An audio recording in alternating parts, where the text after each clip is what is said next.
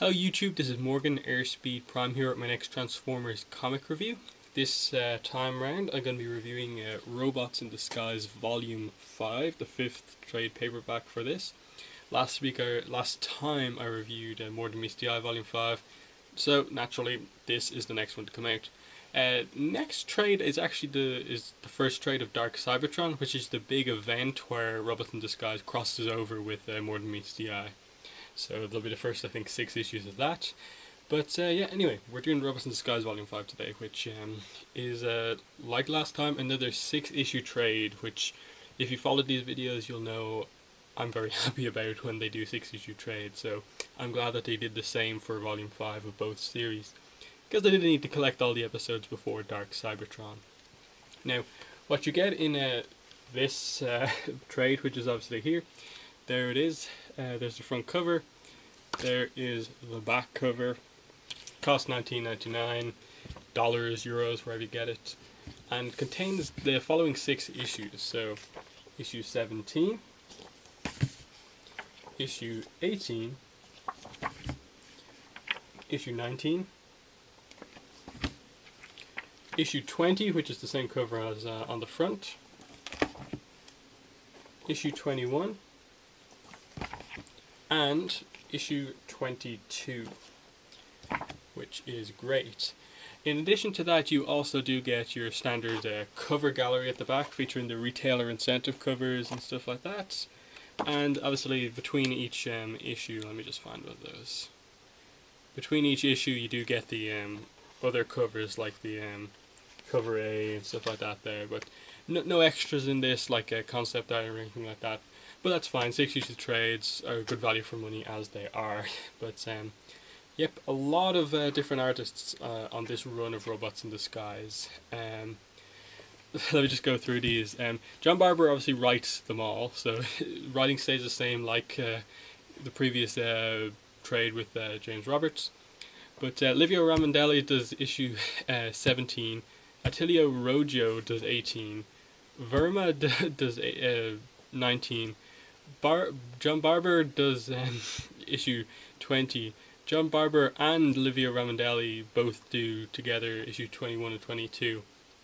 And now, going into the next trade, Dark Cybertron, you're going to probably see me start to complain a bit about multiple artists being on the same comic. It doesn't quite affect these ones that badly, but going into Dark Cybertron, it's pretty bad. But anyway, let's get into what actually happens in these. So obviously we start off with issue 17, which is the first trade here, and we actually take a little break from the direct conclusion to Volume 4 trade, which was issue 16, which ended with Starscream basically becoming king of Cybertron, exiling the Autobots, exiling the other Decepticons. So he's just there with the neutrals pretty much. He's in control. He's killed Metal Hulk, his friend, to gain power. And obviously has the backing of the whole Titan, saying that he's meant to be the guy of destiny and stuff like this. But we take a break to, as we can see here, find out about some of the origins of Shockwave. We know from More Than Meets the Eye that Shockwave is in fact the senator that Optimus Prime was friends with, and he went through the Impurata process, and which is why he has the one eye, which is why he has the kind of claw hand, gun hand sort of thing, as is explained here. Right there, he went through Impurata, stuff like that.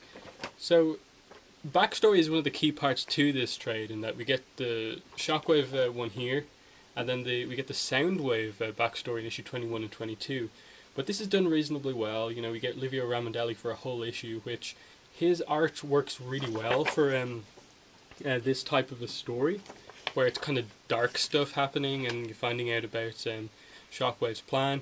Shockwave obviously is the kind of reveals himself to be effectively the big villain going into the Dark Cybertron big event that Robots in Disguise has been setting up for, basically. So basically what happens in this trade is that Shockwave basically reveals that he is behind a lot of this stuff, and the whole Robots in Disguise has kind of been set up for this Dark Cybertron event.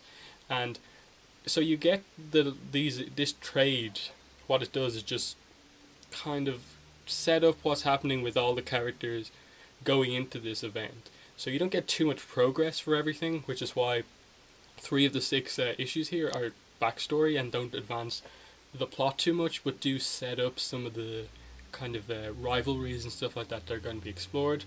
But for the most part, it's just only one of the issues I'd say does anything to really advance the story that much. But it's all set up for Dark Cybertron, which is I suppose it's nice to kind of in a way get away from the really slow burn kind of setup that Robots in Disguise has had up to now, and have a lot of character focused stuff. But I'm really just kind of can't say that an incredible amount happens here.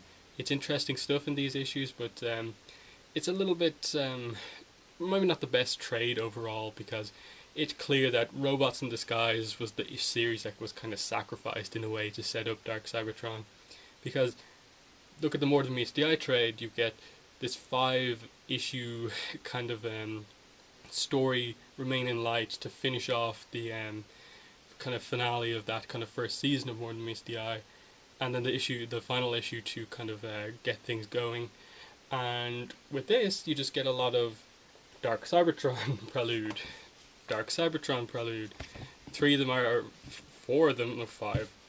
They all say Dark Cybertron Prelude on them basically, which says a lot. So they all have that on them there. They're all set up for that, and that's what this trade is, for good or for bad. But as I said, some really interesting stuff with Shockwave here. You get to see him as he was when he was Senator Shockwave, and then the Shockwave as we know him here, the purple guy. And basically revealing what some of his plan is about the ores and stuff like that that we now know about, and the Resurrection Ore and all this sort of stuff. He's planning stuff, and that sets up Dark Cybertron a lot. Issue 18 has the different art with, let me just make sure I get his name right, Attilio Rojo. So straight away you get a little bit kind of like, the art's nice and clear and stuff like that, but the proportions are a little bit odd. Like Bumblebee's face looks huge here, RC looks kind of fat here compared to what she usually looks like, and you get that throughout the issue. But for the most part, it's pretty nice art, you know. It's fine. Like there are some really interesting panels, like this one at the bottom here. I think is really nice looking. But yeah, this issue 18 is basically the Autobots' reaction to basically being exiled from the city by Starscream. You get to see their first kind of reaction to that. You know, Prowl's kind of dealing with not being part of Devastator anymore. We see that the other parts of Devastator have kind of followed him and are kind of treating him as their new leader and stuff like that. Like RC's on the front, we do get a lot of stuff with her as well, and some insight into what she's like, because she has been a pretty main player, I suppose, in Robots in Disguise, and then we kind of get to see what she's all about here. But mainly this issue is one of these issues that directly has a toy in with one of the toys that is coming in. Let me just show you here. So issue 17 comes with the Dreadwing toy. When that comes out, issue 17 will come with that toy, and that's why he's the retailer incentive cover for 17. The retailer incentive cover for 18 is this, and this is actually Bumblebee, even though I think the toy is going to be called Goldbug. But we see Bumblebee after being injured in the aftermath of that battle. He gets his new body, and everyone's kind of we get to see how the whole Autobot kind of cause right now really actually cares a lot about Bumblebee, even though not everyone's really respecting him as leader and stuff like that. And then we do end this issue with the setup for the Dark Cybertron story, with Shockwave appearing in the distance and putting his plan into action. So that's an interesting issue, different art, but works well for the most part with a few little bits going on and off.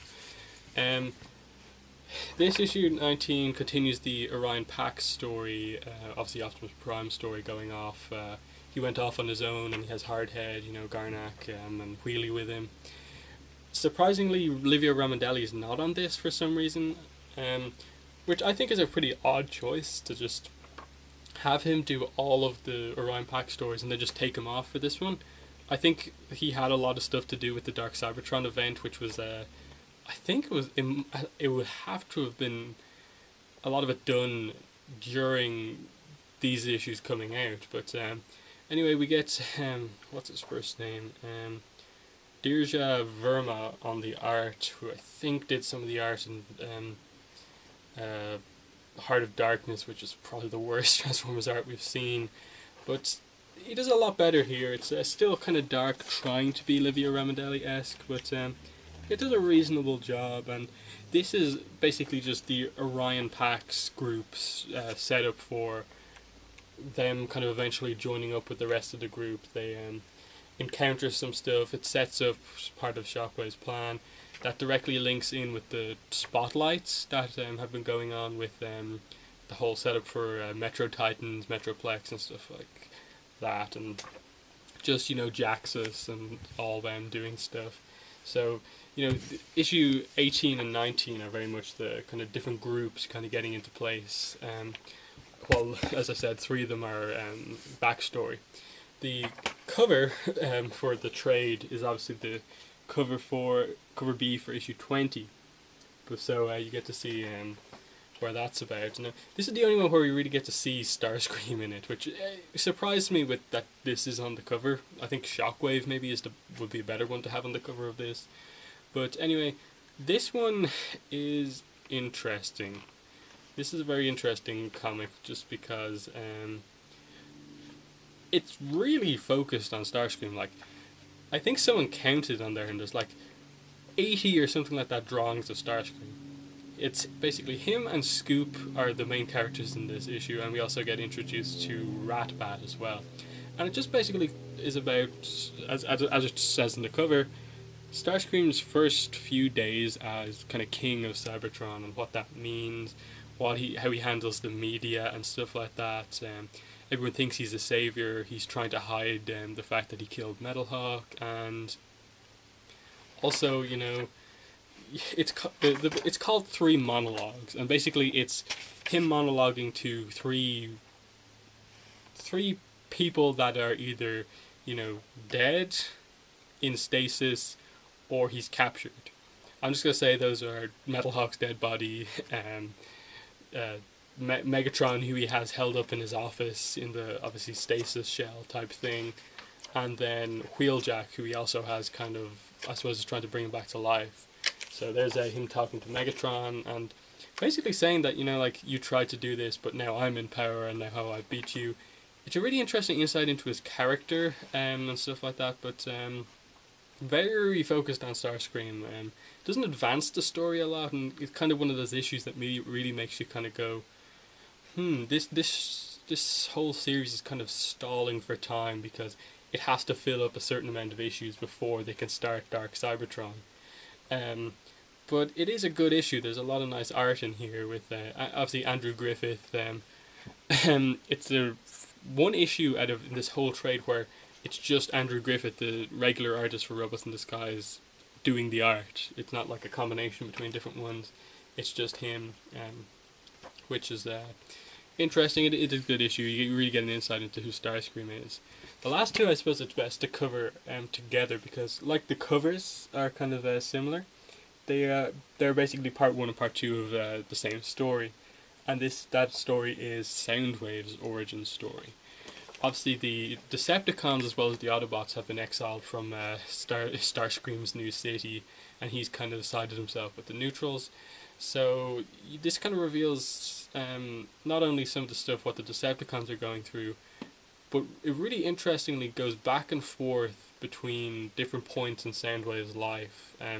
I think it kind of does it backwards in that you start the issue at like the immediate aftermath of what's just happened, and as you go through the issue, you end with one of the youngest points in Soundwave's life. So basically the end of issue 22, the last page, is actually the earliest we've ever seen Soundwave, and that's him learning to control his powers, which is obviously hearing things a lot. And what I really like about this issue is like the Starscream issue before, you get a deep insight into the kind of psyche and mind of Soundwave, and really like how he sees the world, and that he can hear everything. His name's not just Soundwave because he's shaped like a, he can transform into like a tape recorder and record things.